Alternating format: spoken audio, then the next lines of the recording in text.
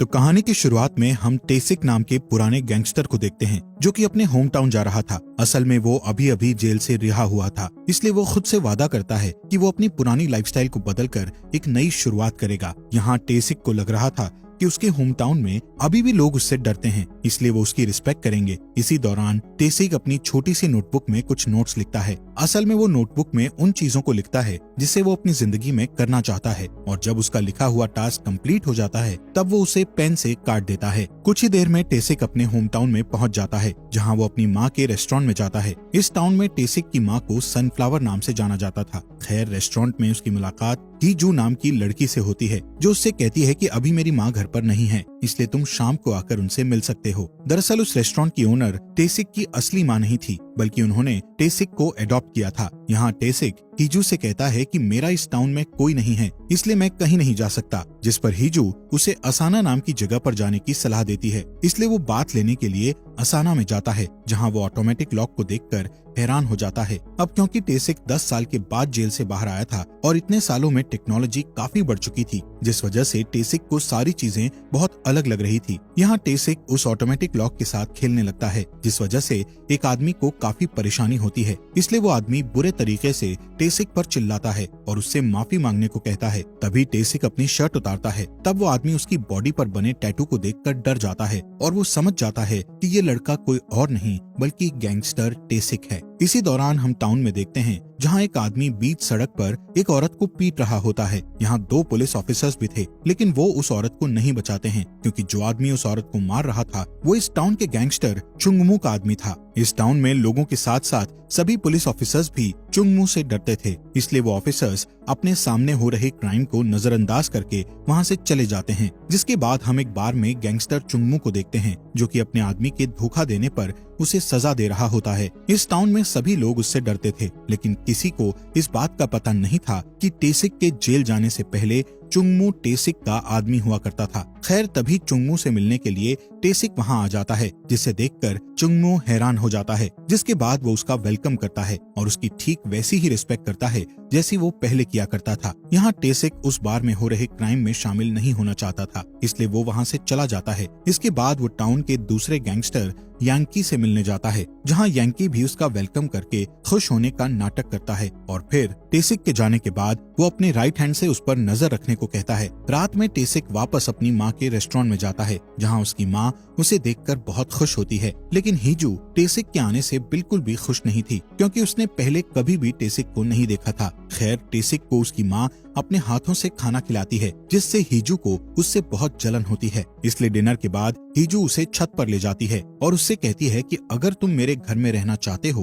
तो तुम्हें मेरी बातें माननी पड़ेगी। जिस पर टेसिक चुपचाप उसकी हर बात मानने के लिए तैयार हो जाता है। इसी दौरान हम चोपांसू नाम के करप्ट पॉलिटिशियन को देखते हैं, जो कि एक ऐसे एरिया में शॉपिंग मॉल बनाना चाहता था जहां टाउन के लोकल लोग रहा करते थे। चोपांसू जनता के सामने अच्छा आदमी होने का दिखावा करता था और फिर उन्हीं के पीठ पीछे उनकी इंसल्ट किया करता था। खैर, यहाँ टेसिक एक डॉक्टर के पास जाता है और उनसे अपने सभी टैटूज को मिटाने को कहता है। असल में ये टैटूज उसे उसके अतीत की याद दिलाते थे, इसलिए वो उन्हें हमेशा के लिए निकलवाना चाहता था। यहाँ डॉक्टर उसे बताता है कि तुम्हारे टैटूज बहुत सारे हैं, जिन्हें हटाने के लिए काफी ज्यादा पैसा खर्च होगा, लेकिन टेसिक के पास इतना पैसा नहीं था, इसलिए वो निराश होकर घर लौट जाता है। दूसरी तरफ सनफ्लावर लेडी चोपांसू के ऑफिस में जाकर उस पर चिल्लाने लगती है। यहाँ हमें पता चलता है कि चोपांसू जिस इलाके में शॉपिंग मॉल बनाने वाला है उसमें टेसिक की माँ की भी जमीन शामिल है, इसलिए वो उसकी माँ की जमीन खरीदना चाहता था, लेकिन टेसिक की माँ अपनी जमीन बेचने से मना कर रही थी। इसके बाद वो बहादुरी से चोपांसू को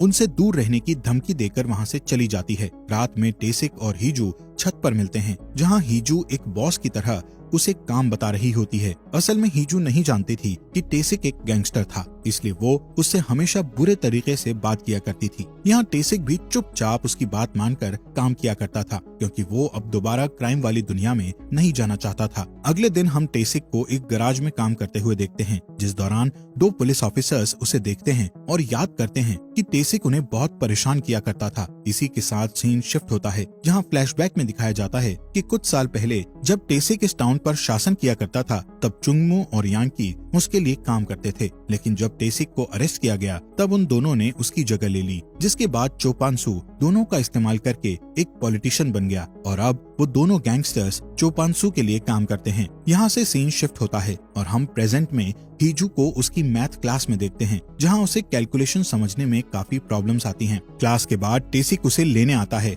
जहाँ मैथ टीचर उसे स्कूल में देखकर हैरान हो जाती है और फिर उसे अपने साथ बात करने के लिए साइड में ले जाती है। यहाँ हमें पता चलता है कि टेसिक और वो बहुत समय पहले एक दूसरे को डेट किया करते थे। यहाँ टेसिक उसे हमेशा अच्छा रहने के लिए शुक्रिया करता है और फिर वहाँ से चला जाता है, जिसके बाद वो और हीजू रास्ते में स्ट्रीट फूड खाने के लिए रुकते हैं, जहाँ एक लड़का अपने दोस्तों के साथ उन दोनों को देखने लगता है। असल में वो लड़का हीजू को पसंद करता था और उसके साथ किसी दूसरे लड़के को देखकर उसे काफी गुस्सा आता है, इसलिए वो टेसिक को मारना शुरू कर देता है और फिर उसे एक पुरानी बिल्डिंग में ले जाता है, जहाँ वो अपने दोस्तों के साथ मिलकर टेसिक को बुरी तरह पीटने लगता है। तभी उनकी नजर टेसिक के टैटूज पर जाती है, जिससे वो सभी लड़के बुरी तरह डर जाते हैं। इसके बाद टेसिक घर पर आता है और अपने जख्मों पर मरहम लगाने लगता है। दूसरी तरफ हीजू को बहुत बुरा लगता है, क्योंकि उसकी वजह से टेसिक को उन्होंने बुरी तरह पीटा था। इसी दौरान हम चोपानसू को देखते हैं, जो कि चुंगमू और यांकी के साथ एक मीटिंग में होता है। दरअसल चोपानसू ने टाउन में द ओरेकल नाम का सबसे बड़ा क्लब खोला था और वो चाहता था कि दोनों गैंगस्टर्स में से कोई एक उस क्लब को मैनेज करे। यहाँ वो दोनों गैंगस्टर्स ही उस क्लब पर काम करना चाहते थे, जिससे उन दोनों के बीच लड़ाई भी हो सकती थी। इसलिए चोपानसू उन दोनों से कहता है कि जो भी सनफ्लावर लेडी का रेस्टोरेंट मुझे दिलवाएगा, उसे ही ओरेकल क्लब की जिम्मेदारी दी जाएगी। इसलिए अगले ही दिन चुंगमू अपने लोगों को लेकर सनफ्लावर लेडी के रेस्टोरेंट में जाता है और रेस्टोरेंट का सामान तोड़ने लगता है। तभी चुंगमू की नजर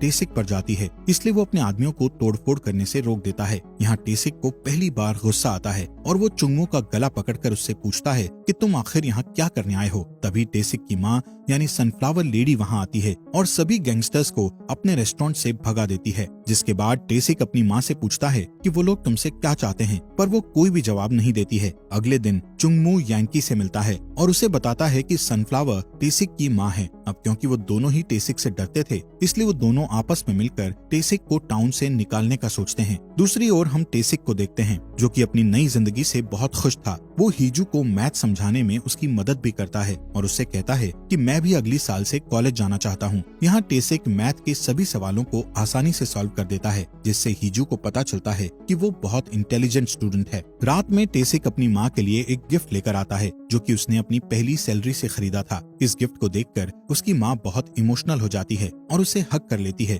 जिसके बाद टेसिक हीजू को एक कैमरा गिफ्ट करता है, क्योंकि वो हमेशा से ही एक कैमरा खरीदना चाहती थी, पर हीजू उसके गिफ्ट को लेने से मना कर देती है, जिससे टेसिक कैमरे को वापस अपने पास रख लेता है। रात में हीजू टेसिक के लिए एक कप चाय बनाकर लाती है और उसे देखने लगती है। तब टेसिक समझ जाता है कि उसे उसका गिफ्ट चाहिए, इसलिए वो उसे कैमरा दे देता है, जिससे वो बहुत खुश हो जाती है। इसके बाद टेसिक अपनी नोटबुक में लिखे गिफ्ट खरीदने वाले नोट को काट देता है। अगले दिन टेसिक अपनी फैमिली के साथ एक झील पर पिकनिक मनाने जाता है, जहां वो खाना खाते हैं और गाना गाते हुए मस्ती करते हैं। इसी रात टेसिक का पुराना दुश्मन ब्योंग जिन उससे मिलने आता है, जिसे देखकर टेसिक हैरान हो जाता है। यहाँ ब्योंग जिन टेसिक से उसकी फैमिली के साथ कहीं और जाने की सलाह देता है, क्योंकि चोपानसू उसकी माँ की जमीन पाने के लिए कुछ भी कर सकता था। इसी दौरान यांकी के जासूस उन्हें बात करते हुए देख लेते हैं और अपने बॉस को इस बारे में बता देते हैं। तब यांकी जल्दी से चुंगमू को अपने पास बुलाता है और उसे टेसिक के बारे में बताता है। यहाँ दोनों को लगता है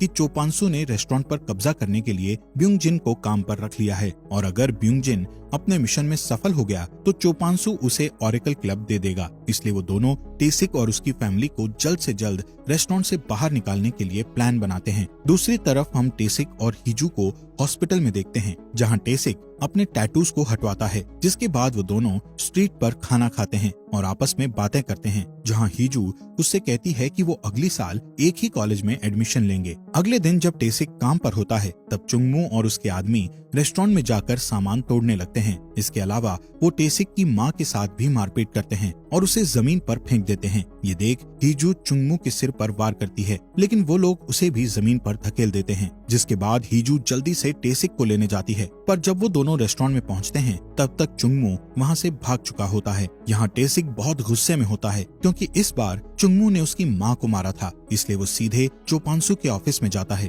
और उसे अपनी फैमिली से दूर रहने की धमकी देता है, जिस पर चोपांसू उसे अपना बिजनेस पार्टनर बनाने को कहता है, लेकिन टेसिक उसके ऑफर को रिजेक्ट कर देता है। दूसरी तरफ यांकी टेसिक को वापस जेल में भेजने का सोचता है, इसलिए वो अपने लोगों को टेसिक को मारने भेजता है। असल में उसका प्लान था कि जब उसके लोग टेसिक को मारेंगे तब वो अपनी रक्षा के लिए उन पर हमला करेगा, जिससे पुलिस उसे मारपीट करने के जुर्म में अरेस्ट कर लेगी। इसके अलावा वो टेसिक को अरेस्ट करने के लिए 2 ऑफिसर्स को रिश्वत भी देता है। दूसरी तरफ हम टेसिक को उसकी गैराज में काम करते हुए देखते हैं, जिस दौरान यांकी के लोग वहां आ जाते हैं और उससे बहस करते हुए उसे बेरहमी से मारने लगते हैं, लेकिन टेसिक उन लोगों पर हमला नहीं करता है, जिससे यांकी का प्लान फेल हो जाता है और उसके लोग वहां से भाग जाते हैं। इधर टेसिक शाम को घर जाकर अपनी माँ को सारी बातें बताता है। इस दौरान हीजू को पसंद करने वाला लड़का वहां आता है और टेसिक के पीटने वाली बात पर उसका मजाक उड़ाने लगता है। साथ ही वो डोपिल नाम के किसी लड़के के बारे में भी बात करता है। यहाँ हमें पता चलता है कि डोपिल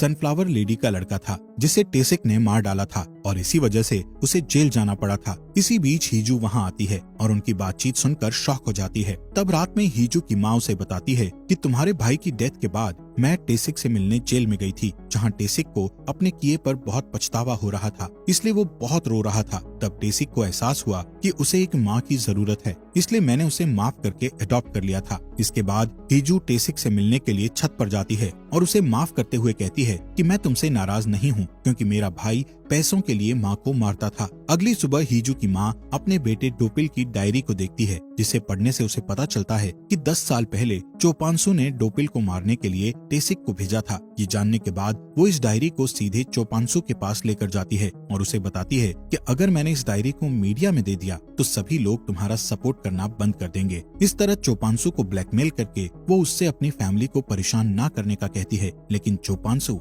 हार मानने वाला नहीं था, इसलिए वो टेसिक की माँ को खत्म करने का प्लान बनाता है। अगले दिन हम हीजू को स्कूल से घर जाते हुए देखते हैं, जिस दौरान उसका पीछा करने वाला लड़का उसे एक ईंट से मारकर भाग जाता है। असल में वो लड़का अब चोपांसू के साथ मिल गया था और अब उनकी टीम में रहकर काम कर रहा था। यहाँ टेसिक और उसकी माँ हीजू को देखने के लिए हॉस्पिटल में जाते हैं, जहाँ अभी तक हीजू को होश नहीं आया था और उसके एक साइड के फेस पर बहुत सूजन होती है। ये देखकर उसकी माँ सारी आशाएं खो देती है और रेस्टोरेंट को बेचने का फैसला करती है, क्योंकि वो अब अपनी फैमिली को और परेशान देखना नहीं चाहती थी। इसके बाद टेसिक चोपांसू और टाउन के दोनों गैंगस्टर्स से मिलने जाता है और उन्हें बताता है कि मैं अपनी फैमिली को लेकर यहाँ से हमेशा के लिए जा रहा हूँ। इस बात पर सभी लोग उसकी इंसल्ट करते हैं और फिर उसे अपनी फैमिली की सुरक्षा के लिए अपना हाथ काटने का कहते हैं, जिस पर टेसिक अपना हाथ काटने के लिए भी तैयार हो जाता है, लेकिन तभी चोपांसू अपने आदमियों को रोकता है और टेसिक को जाने देता है। तब टेसिक वापस हॉस्पिटल में जाता है। इस बीच यांकी और चुंगमू